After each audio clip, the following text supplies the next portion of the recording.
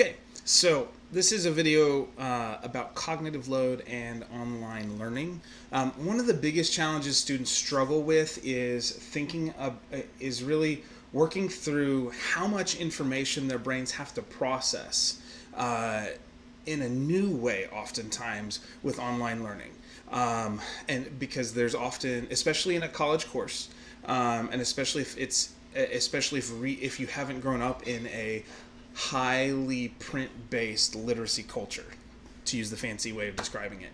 But if you aren't already in the habit of taking in information through printed word, that can be a real challenge if you have to shift to an online learning environment for cognitive load reasons. Your brain has to learn how to process information through the printed word, learn how to visualize it mentally, visualize the words mentally that you're reading through on the page.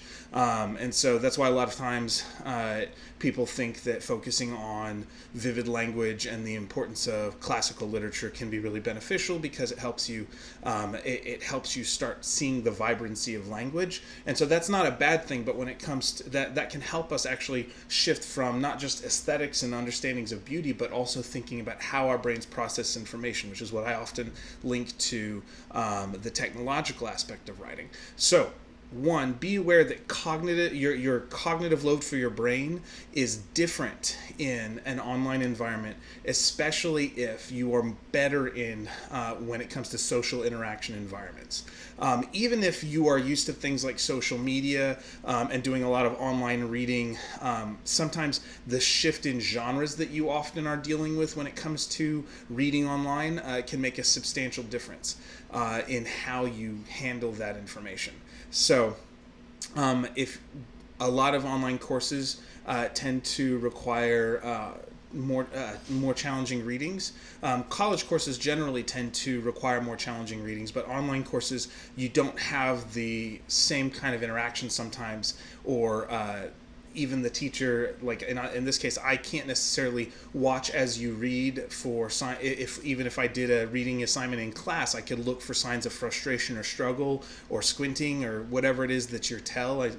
All students have a different kind of tell sometimes, and so I could go or even as I'm explaining something, I could be able to read you as an audience, either of an article or of what I'm saying, and respond as you're struggling to try and clarify. That's one of the benefits. And one of the things we're used to being able to do in a conversational atmosphere. But there is a heightened cognitive load because we don't have the speaker trying to work with us. Our brain does have to piece things through or learn how to digest that information in a healthy way so that we don't become overwhelmed, and also learn how to process through in a way that asks questions when we really have questions. We have to be self-aware or metacognitively aware of how our brain is taking in information. So it can be a challenge because it's new. It can be a challenge because it's a different genre with different expectations where information is placed differently in the text and the types of language used are different. If you're doing academic readings that are scholarly and that are more based on delivering new knowledge about whatever topic it is, like in my class we look at academic articles about writing, that's very different than experiencing a novel that is often written for people to read more easily, or even newspapers that are often designed or written to be read more easily.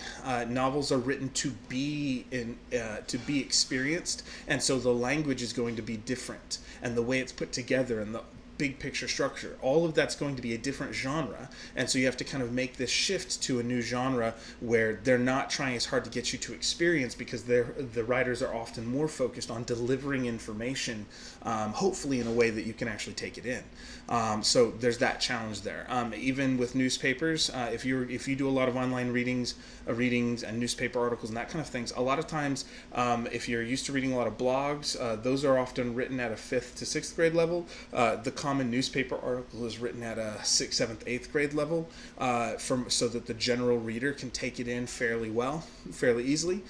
When you're dealing with college level writing, you're often dealing with people who have masters or PhDs publishing articles about highly specialized topics. And so you want to be aware that if you are struggling to understand some of that, it's not your fault. It's normal. It's part of normal cultural adjustment to a new genre, and normal cultural adjustment to specialized language, and normal cultural adjustment and literacy adjustment to the level of language necessary to understand. So sometimes you don't understand because the language is specialized. Sometimes you don't understand because even within specialized, you're talking with highly educated people who have a much larger vocabulary, or who don't know how to use the large vocabulary they have, and while trying to communicate something really complex. All of those things make the type of writing we output as scholars a bit more challenging, especially for people who are not used to it yet.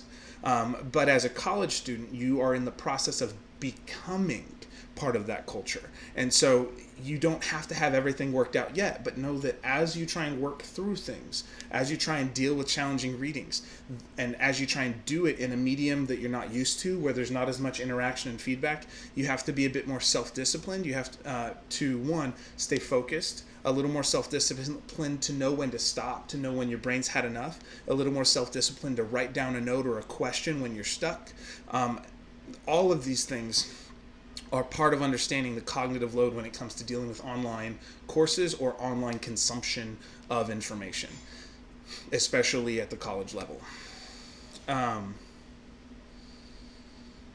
It also helps if when reading more challenging writings, readers don't get hung up on individual words. Sometimes when you're reading a novel, we think that all the little descriptive words matter, and so we get in a habit of kind of reading from beginning to end, word for word, sentence for sentence, paragraph for paragraph, all the way through. Sometimes we get in that habit. A lot of people are in that habit.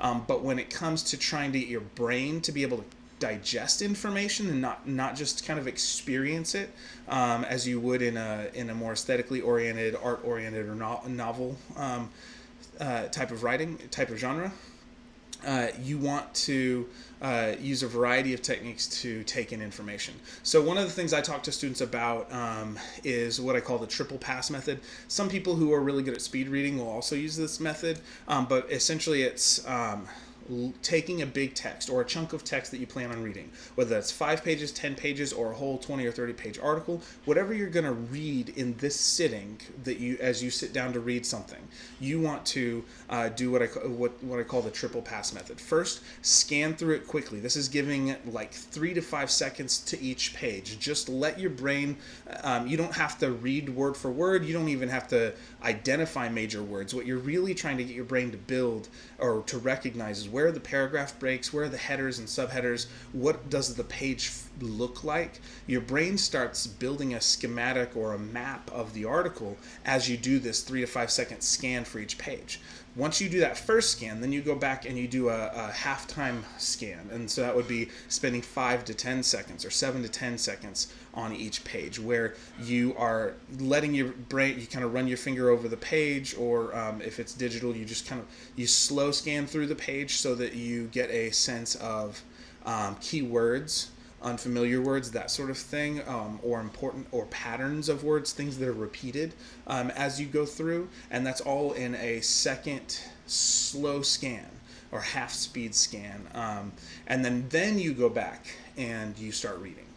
Now, what that does is it allows your brain to start building a map of the section that you're going to read, so that as you go and read it, you aren't focusing on every single word meaning. And in fact, if there's unfamiliar vocabulary, it's better to just push through and then go back and look it up afterward. Sometimes the context, if it's clear enough, your brain will be able to piece out the meaning from the context. So you want to be aware of these things.